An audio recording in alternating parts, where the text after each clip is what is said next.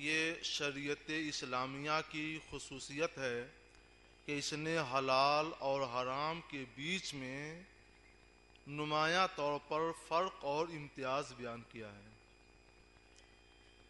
یوں تو سمجھا جاتا ہے کہ حلال بھی رزق ہے اور حرام بھی رزق ہے، لیکن جو حلال ہے اسی کو کھانا، اسی کو پہننا، اسی کو پینا اور اسی کو استعمال میں لانا لازم ہے، جو حرام ہے اس سے بچنا ضروری ہے، اور جو حرام سے نہیں بچتا تو عجیب اللہ کی قدرت، وہی اس کے لیے نوشتہ قسمت بن جاتی ہے۔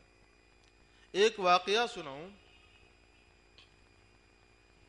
حضرت محبوب الہی رحمت اللہ علیہ کی بارگاہ میں ایک سیٹھ صاحب حاضر ہوئے، مرید ہو گئے، واپس ہوئے تو ان کا قیمتی جوتا غائب ہو چکا تھا۔ دوسرے روز نیا جوتا لے کر گئے، اس روز بھی غائب، ایک ہفتے تک جوتا غائب ہوتا رہا۔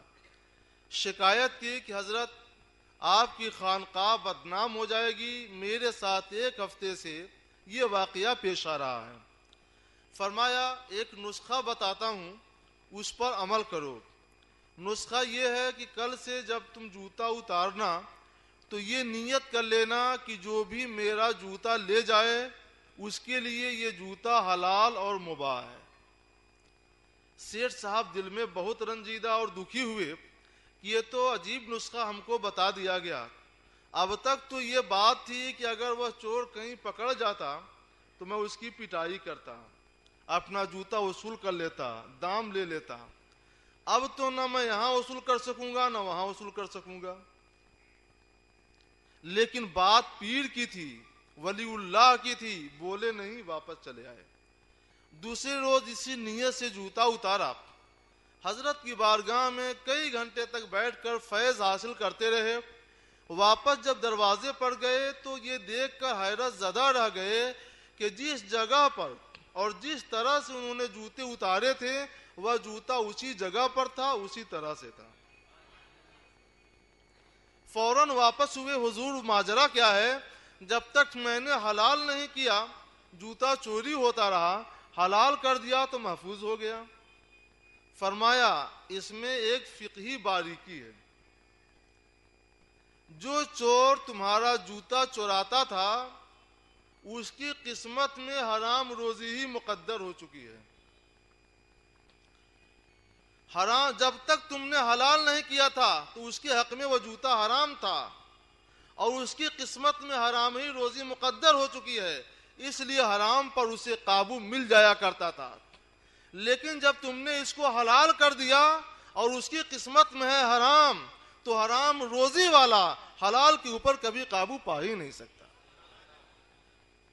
سمجھے آپ اس کا مطلب؟ رزق وہ بھی ہے، یہ بھی ہے، لیکن جو رزق حرام کی طرف جاتا ہے تو وہی اس کا نوشتہ قسمت بن جاتا ہے، مقدر بن جاتا ہے۔ یہاں تو وہ حرام پات کھاتا ہے اور کل قیامت کے دن اس کی وجہ سے وہ جہنم کے عذاب میں مبتلا ہوگا۔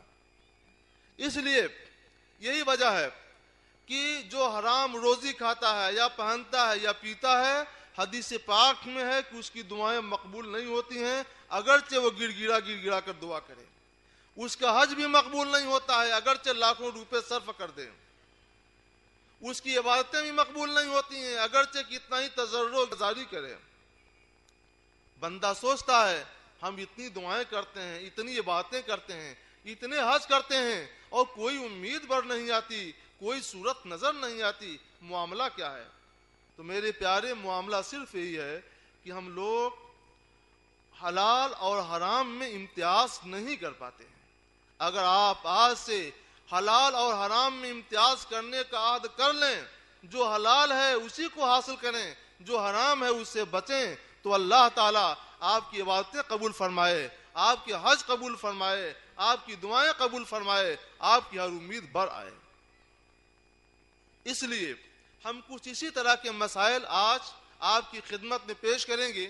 وہ مسائل بھی ایسے ہیں جو عام طور پر ہمارے پاس پیش آتے رہتے ہیں، اس لیے ہم چاہتے ہیں کہ اجتماعی طور پر آپ کو کچھ ضروری مسائل سے آگاہ کر دیں، پھر انشاءاللہ کل کی بس میں کچھ موقع ملا تو آج کی بس میں بھی آپ کو کل مکمل موقع دے دیا جائے گا، اور موقع ملا تو آج کی بس میں بھی. لیکن پہلے آپ لوگ بلند آواز سے ایک بار درود پاک پڑھ لیجئے.